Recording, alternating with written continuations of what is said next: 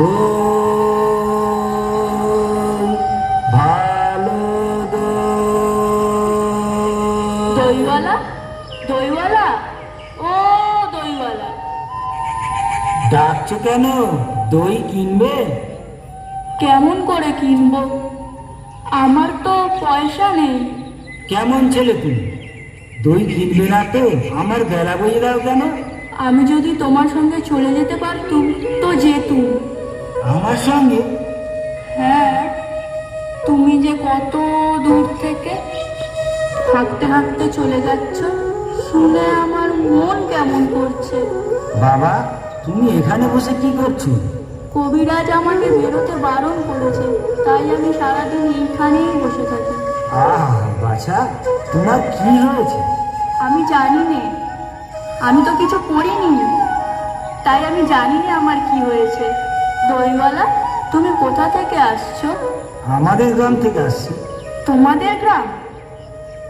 অনেক দূরে তোমাদের গ্রাম? আমাদের গ্রাম সেই পাঁচমুড়া পাহাড়ের তলায় শ্যামলী নদীর ধারে।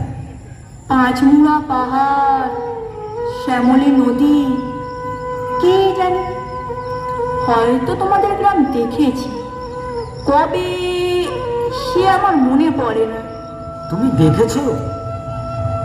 পাহাড় তলায় কোনোদিন গিয়েছিলে নাকি? না, কোনোদিন যাইনি, কিন্তু আমার মনে হয় আমি যেন দেখেছি। অনেক পুরোনো কালে বড় বড় গাছের তলায় তোমাদের গ্রাম, একটি লাল রঙের রাস্তার ধারে, না? ঠিক বলছো বাবা। সেখানে পাহাড়ের গায়ে সব গরু চড়ে বেড়াচ্ছে। কি আশ্চর্য, ঠিক বলছো। আমাদের গ্রামে গরু চড়ে বই কি, খুব চড়ে। মেয়েরা সব নদী থেকে জল তুলে মাথায় কলসি করে নিয়ে যায়, তাদের লাল শাড়ি পরা।